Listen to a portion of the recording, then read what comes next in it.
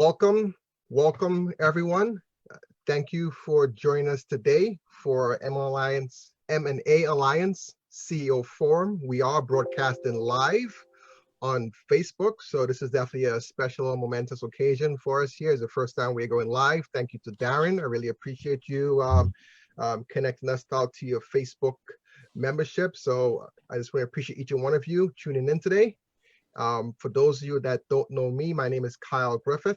I am the managing partner of the NYBE Group. We are a mergers and acquisitions company based in Melville, New York. We service the tri-state area.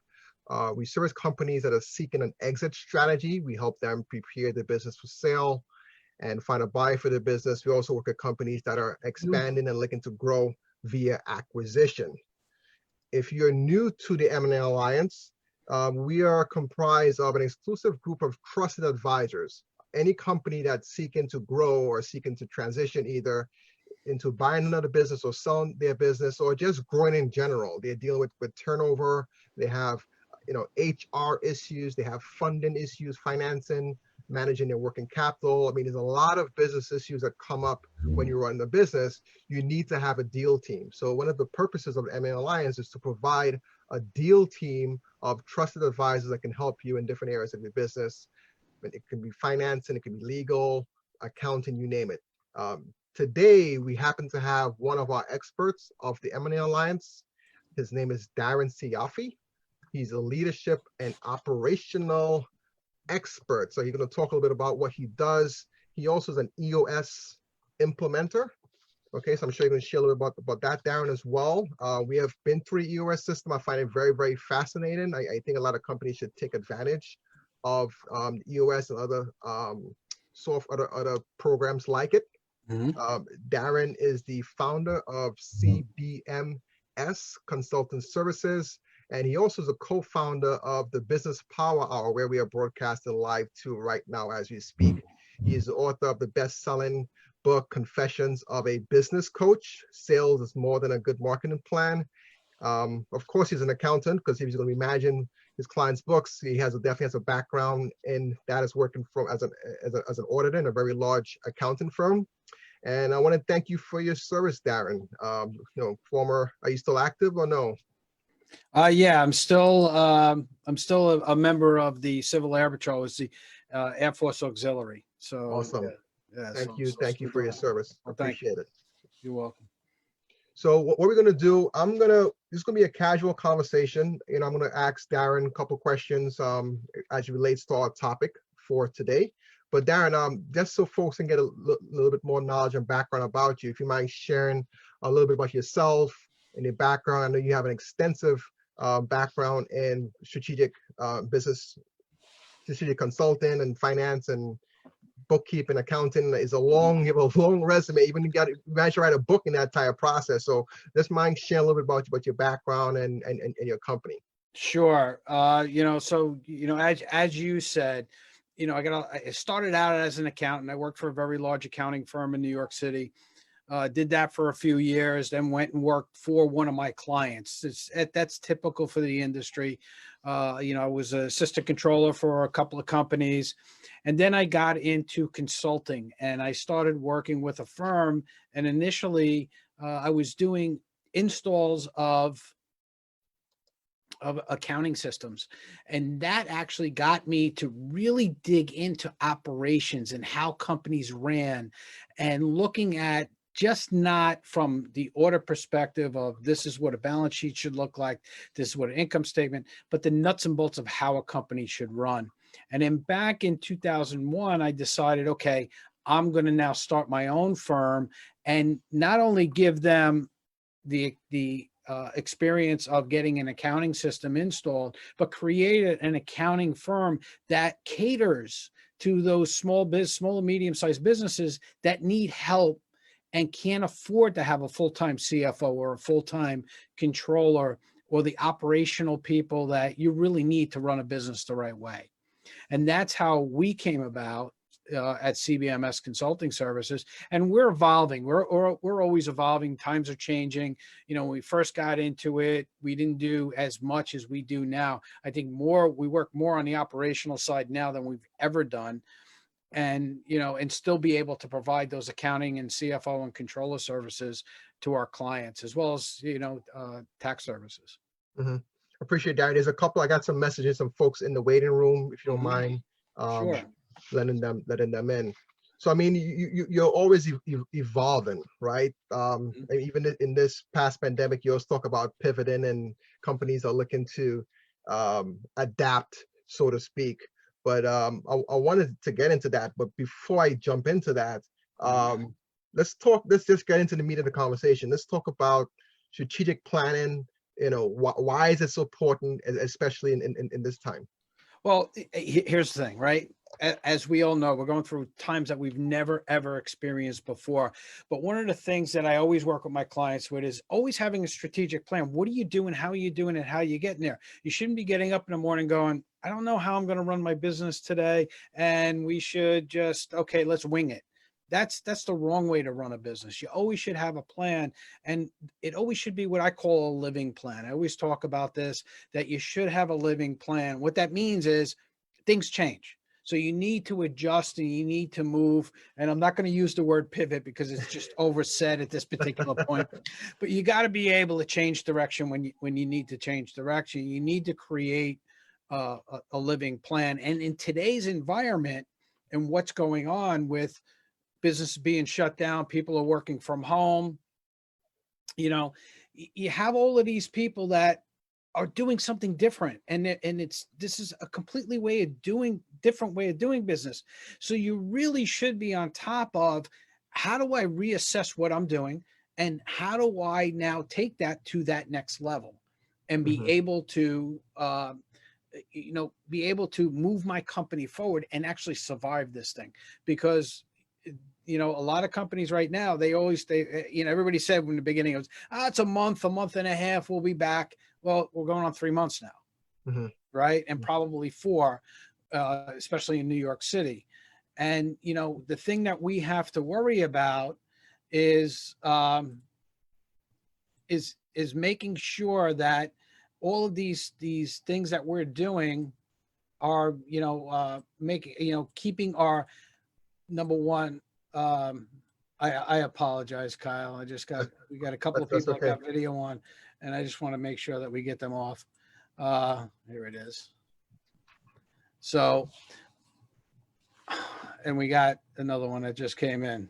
Right. Guys, if you can shut off when you come in, please make sure your video is shut off. And there's a chat function if you want any questions along the way. If you want to just drop it in the chat, and then we'll get to that in the Q&A segment. So any questions for Darren, make sure you submit it in the chat function. Right. Thank you. I appreciate it. So anyway, getting back to what I was talking about, is it's so important now, because number one is we don't know when we're coming back. Number two is we don't know if working remote works for your company or not. Right. So that's something that you should analyze, and you got to keep your people engaged. If you're still working, you got things happening on, you really should be meeting with your leadership team every day. And you should make sure that, everybody's involved in what's going on, and also planning for the what ifs. What if we can't go back? What if we can't function the way we are? What if a vendor that we rely on to give us what we need in order to service our clients is going to last, is going to be there? The what if our biggest client decides to shut down, what do we do? Do we change what we're doing? Let's look at our offerings. All our offerings now is a time to really look at it and say, you know what? I offered this thing for a long time and it worked well, but I really wasn't making a lot of money on it. Well, let's analyze that. And maybe what we need to do is now move that out and not offer that anymore. Or pick up an offering that your competitors offer and they fell off. Because your competitors could be going away too. And you have an opportunity to pick up their client base and move with their client base. Now, do you cover all aspects of a strategic plan, including emergency preparedness and all of the different contingencies that involve? Well, what I do, and just as you said, with the group that we have in M&A Alliance, I try to bring in the expert. I'm not an expert on everything, So I'll bring in an HR expert. I'll bring in a contingency planning legal team that can help make sure everything's documented properly. We have everything in place from an HR perspective, from a financial perspective, and making sure our money's protected. I'll bring in some financial advisors that'll help me work with that. It's not a catch-all where you could say, hey, I can go to one person. Because if any one person comes to you and says they can do it all, they're lying. Yeah. They're lying. They're absolutely lying. So, it's important that you get the right advice. It may not be what you want to hear. If you're hearing too much of what you want to hear, you're probably working with the wrong person. Right? Because my job is not to tell you what you want to hear. My job is to get you into the reality of what things are and get you into a place that's going to protect you and protect your company and your people. Dan, let's talk about cash flow for a second, right? Which, when I got a lot of buyers coming to me looking to buy a business, and one of the questions I ask them, okay, looking to invest in a business, how much cash you have to invest? And a lot of them try to either detract from that question, or I have sources and so on. And one of the number one reasons why businesses fail is due to either lack of capital, right? And for businesses right now that are currently existing businesses, I don't know what the exact percentage is, but a very large percent of businesses only have 1 month available of working capital available to run your business. If that, it's funny how many small businesses are really living month to month, and they're relying on that income every month to come in. And the companies that I work with, and you and I have had this discussion. I got a company I started working with a year and a half ago, and we put these triggers into place, and we were able to stockpile, for lack of a better term, enough funds where we had 3.5, almost 4 months worth of operating capital in the bank when this thing hit. So, it put them in a better position not to say, hey, you know what, we're shutting everybody down. Everybody's, got to go home, and we're not going to, be able to help you. It's helping them get through this now because they did plan properly. And look, there's a lot of ways to do it. There's a book out there. Mike Michalowicz wrote a book called Profit First, and it's really a simple cash management system that'll help you put money away, in an easy format that's not going to kill you, and it's going to let you be able to say, hey, you know what? I can watch my money the right way. I can make sure I have those reserves. And that's basically what we did with this one client.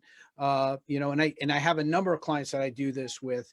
That's part of my planning with my clients, is to always worry about what the contingencies are. I'm always worried about not having enough. And I would rather think that way than to be, oh, we got plenty of money in it, so let's not worry about what we're spending or how we can spend extra money. No, you don't want to spend extra money if you don't have to. And that's the key to the whole thing. So, with the PPP, especially now, the SBA just came out with an 11-page document that you got to fill out in order to get the PPP forgiven. An 11-page document. So could you imagine most of these small business owners that got $2,000, $3,000, $4,000, $5,000 for their PPP, filling out this document to get it, get these things forgiven?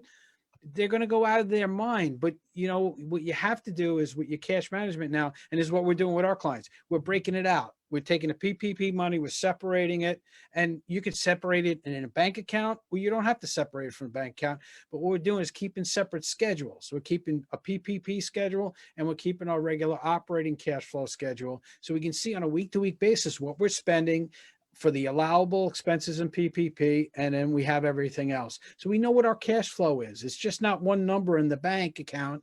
We know this is PPP money. This is what our expectations are to spend it.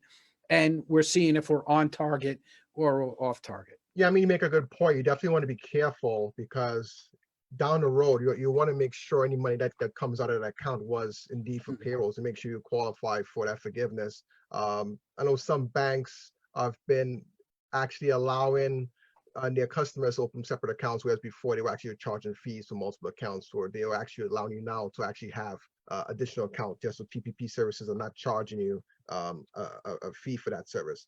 Let's talk about the SBA program. Mhm. A lot of clients are actually asking, what's the story with that? Because some actually got, I think it's up to $10,000, up to $1,000 per employee for the Ye- EDL, and some haven't received it. I'm assuming they're backed up. That's I don't know. Are you hearing the same thing from your clients as well, well? yeah, you and I had that conversation earlier today too. The EIDL loan, which is a loan, it's a 30-year loan at 3.75%, right? So you know, and for what I've seen with some of my clients is they're giving up to $150,000 with these loans. You know, some are getting less, some are getting more, but it's a loan that you're going to have to pay back. You got 1 year before, you know, you have to start paying it back. So if you got the loan today, May 19th of 2021 is when you're going to start your first payment. But you know what they did was they, as in anticipation of the PPP taking time and everything else, they said, okay, if you apply for this, we're going to give you $1,000 per employee. At first they said, we're going to give you $10,000 per company, but then they revised that because everybody and their mother put in for it and they would just run out of money. So they Right. said, for every employee that you put down, we're going to give you $1,000 up to $10,000. So some companies got $10,000 and that's forgivable. That's, you don't have to pay back. Correct. So, the EIDL is not a forgivable loan. I see Bruce is asking that question. That's the PPP, Bruce. It's two separate things. Okay. The payroll protection program is forgivable. The EIDL is a 30-year note that you're going to have to pay back. And with the PPP, if you don't follow the rules, you have 2 years to pay it back. So, you know, and it's at 1%. So they gave you a break, but you have 2 years to pay it back.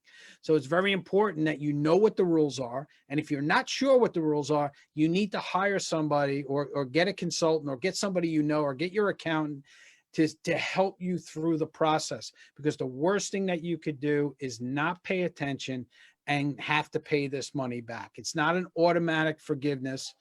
If it was an automatic forgiveness, they would never say it's a loan. You would never have to sign loan documents. They would just say, here, the money's yours, go away. Right. But that's not what they're doing. Another big issue that I saw, Darren, so they have the PPP program, which was a little bit of a Band-Aid, right? Quite frankly, right? Right. There are some companies that are just maybe not in business. They're not in business. Mhm. They employ, you know, they're not operational, so to speak. I have one client that reached out to me and say, hey, Kyle, you know, if I am awarded the funds, can I have the bank hold it? Right? Yeah. The bank have to disperse the money within a period of time. So Right. if you're going to be accepting that money, just make sure that, you know, unless you want it to convert to a loan and not be Yeah. forgiven, make sure Well, that it's used for the right purposes and you're yeah. going to be in business. So right now it's an eight weeks from the date you get the money, you have to spend it, which doesn't make sense for a lot of businesses right now that can't operate. Correct. And this morning I saw on the news the head of the National Restaurant Association, you know, he went to the White House and he met with everybody in the White House and he said, hey, look, 8 weeks isn't going to work for us because most of our businesses are not functioning right now. We Right. can't just pay payroll just to sit around and do nothing. We want to operate. We want to be able to open the doors again and do that. So what they're talking about now is getting that 8 weeks extended to 24. Is that a guarantee that that's going to happen? No. Right now it's 8 weeks. So you got to plan as if it's 8 weeks. It may change. Hopefully it will, because there's a lot of businesses and I have a few of them as clients that are telling me there's no way I'm going to be able to spend 75% of this money on payroll in this 8 week period. I've had conversations with some clients. Actually, there's one prospective client that says that I don't care. It's like, you know, he actually has a string of dry cleaner. He's like, hey, I need the money. My rent, I can't afford to pay my rent. I'm stuck in this lease here, and the landlord is not, you know, being that, you know, helping me out that much. Right. He's like, you know, I'm prepared to pay whatever that interest rate is because I just I'm just trying to stay afloat. Yeah, You know? and that's what they're doing. They're playing that game. They're playing the shuffle game, right? They're stealing from Peter to pay Paul. Right. And that's a problem. Yeah, that's a problem because eventually that catches up with them. It will catch up, you know. And actually, one thing I want to talk to a little bit, but before I get to that point, so let's talk about reopening the economy, right? Let's talk about businesses that they're bringing their workforce back.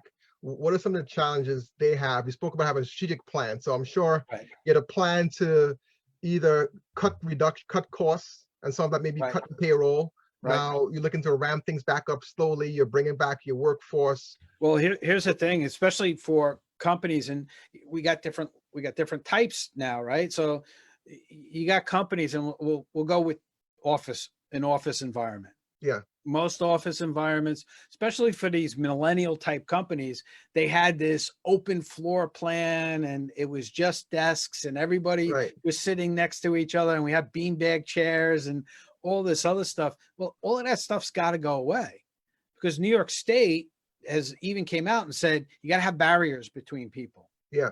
You know, and everybody's got to be social. It's got to be 6 feet apart. You got to do all these things. Well, now, and my question is, where are these people coming up with the money in order to do this?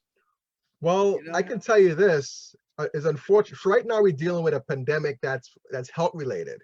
Right. Now, it's not financially wise, we're okay, but at some point, it's going to catch up to the consumer. Right. And where it's going to catch up is the cost of living is going to go up. Yeah. Cost of living is going to go up. Prices are going to go up. Prices is going to go up. You're talking about a restaurant that probably had, let's say, 100 seats before. Now they're going to probably have 40, 50 seats. Right. So they're going to have to increase their cost. It's unfortunate, movie theaters. I mean, you think about it. So think about the PTSD effects of what's going on right now with a lot of these people. Think about, the waitresses and the waiters that have had people affected by COVID. Yeah. And now they're sitting there, they're scared to death because somebody very close to them were affected by this. And now we're worried about getting it ourselves. Do you think they're going to want to go wait on people that they don't even know with no masks on and have to get up and close to them because they're serving them their food? So you got it. There's all of these elements that people just aren't thinking about that are going to be, you have to think about, and that's in an office environment and everything else. You get people working from home and they're going, I don't want to come back to the office. I want to still work from home because I'm afraid that, Joe Smith is going to come into the office and deliver food and he's going to get me sick. Or, a client's going to come in where I can meet with them like this and I don't have to worry about being sick. So you got a lot of those things that you got to worry about too. But if you plan it properly and you communicate, this is the big thing, communicate with your people as much as possible. The more you communicate and you communicate effectively, the easier transition coming back to the office is going to be. So it's funny. We had, I think about 2 months ago, we had a forum on leadership. And we had Rob Herzog. He's the CEO of Zog Sports. And one of the biggest takeaways from that particular forum was communication. I mean, what's happened now is no fault of the employer per se, right? So you want to communicate, hey, I have your back. We support you any way we can, and there's some programs that are available. I'm hearing, and this is a separate conversation, but there are a lot of employees that actually some of them are taking advantage of the situation where they're either refusing not to go to work so they can either go on unemployment, and there's a lot of that's going on as well.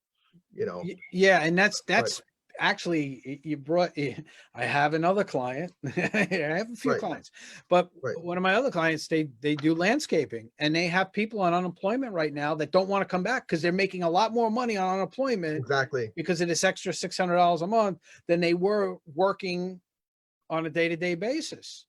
But at the same time, the way they got them back was they actually had to give them a raise.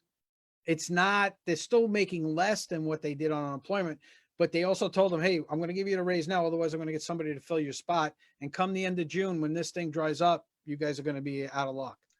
I see some companies actually cutting back on vacation time.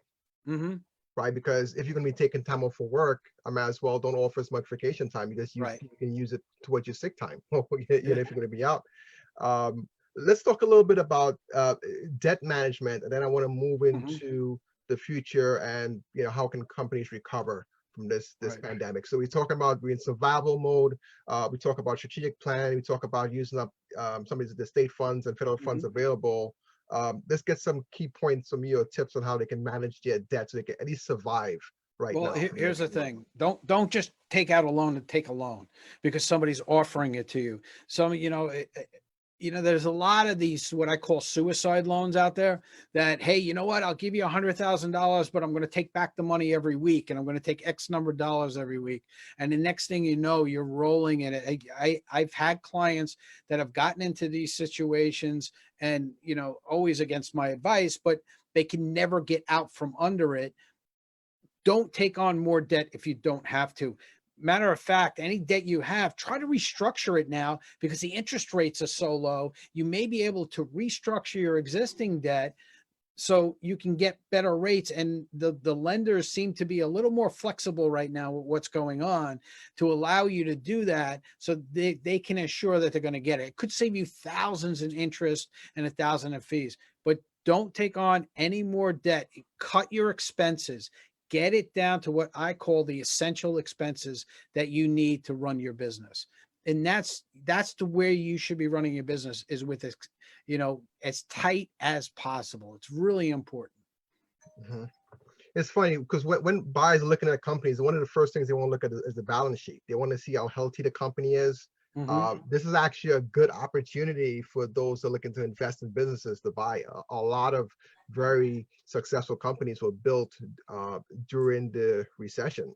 So if you are in this position where you're probably looking to retire, or you're thinking about retirement, and you sit down, let's say with Darren, you put together a strategic plan, you sit down with your financial advisor and look at your retirement plan, and it looks like, based on what the market we are seeing right now, it may make sense for me to hold out until things get back to whatever normal is. Yeah. May make sense to get some of these plans in place, improve your business, maximize your value, and then maybe go to market a year out. My thing would be that if you have enough capital, if you have enough resources, there are assets that you can pick up along the way. Some of those assets can be human capital. There are a lot of dispossessed, is that one right what I'm looking for? Displaced. Oh my God. Yeah.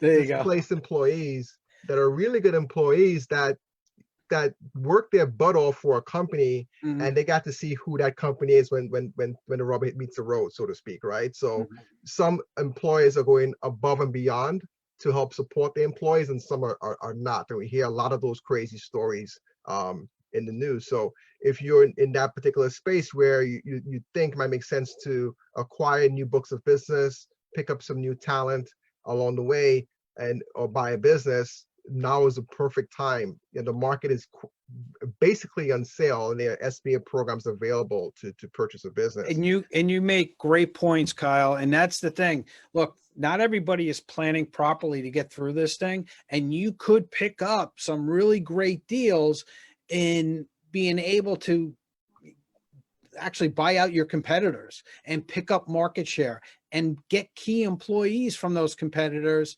because they're not being treated right. And, if you're doing everything the right way, people will want to work for you, and customers will want to come to you. You want to look at that 10%, every vendor is going to lose, or every company is going to lose about 10% of their business to other businesses, because now is the time everybody's scooping in and saying, hey, you know what? They're not taking care of you. I can take care of you better, because everybody's in this crisis mode. And that's when people really pounce and get things like that. So get out there and don't sit there and wait for business to come to you. Always go out and show that you can get it. One last question for you, Darren, before we jump into the Q&A. I see a question from William. We're going to get to that in a few seconds.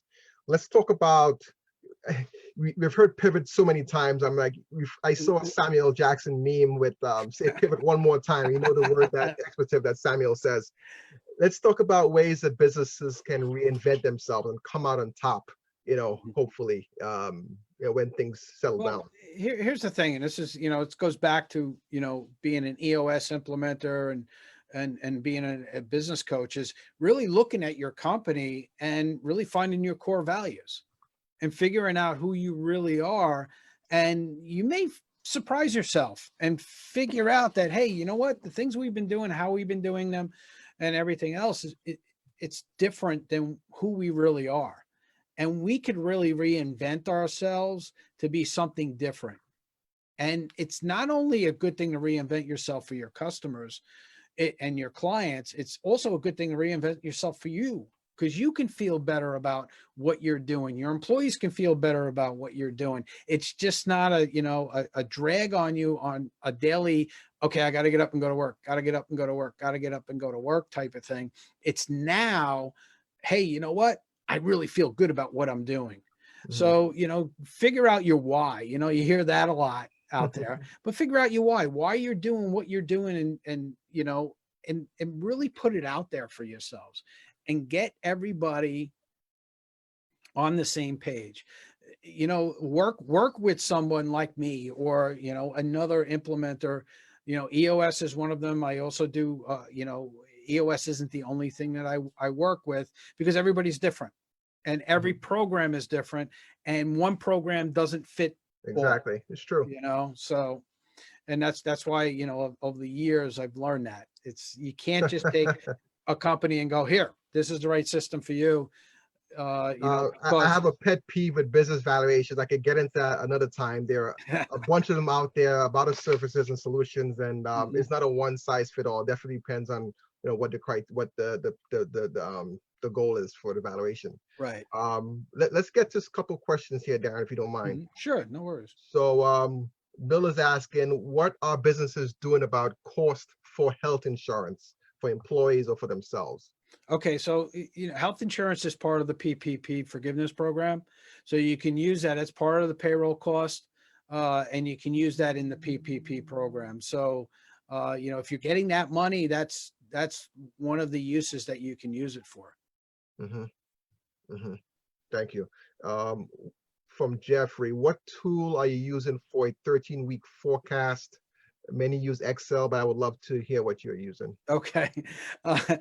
Jeffrey, I'm using Excel myself, because there is no tool to really guesstimate. I can't put historical numbers into a program to spit out a cash flow, because there are no historical numbers for what's going on right now.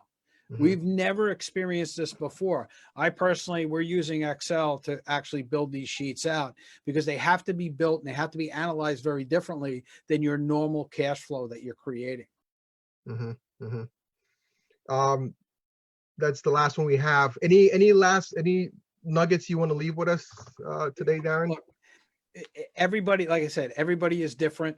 Everybody should really look at themselves and see what works for them.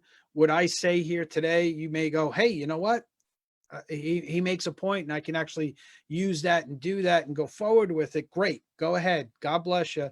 I'm happy that you could do that. Or you may say, hey, it's not for me. And it may not be for you. But find what's right for you. Don't just jump into, and you're seeing this right now, they're all over the place. They're all over the internet. You got all these people going, I'm a coach. I can teach you. I can get you through this. I can do this. Really get down and figure out what's right for you, and then analyze who you can work with the best. Because if you don't do that, and that's part of, it's a big part of what I do in the very beginning, is really learning my client. Because if I don't know who my client is, I can't help them. Because me coming in, and I want to do it my way, my way isn't going to work for Kyle. I got to figure out who Kyle is before I can help Kyle. Correct. I got a question here from Bruce. I don't know if you could respond to this one. It has to do with real estate and people working from home. The question is, what type of changes do you think the real estate developers and property managers are going to have to go through now that people can make the claim that they are more productive working from home? These people were worth millions and now they aren't. Well, that's one of the things that we got to see what happens. Right? How many of these offices are going to come back? I have a client that does custom business cards for large companies and stuff, and they actually got an order for a company that's actually moving their offices.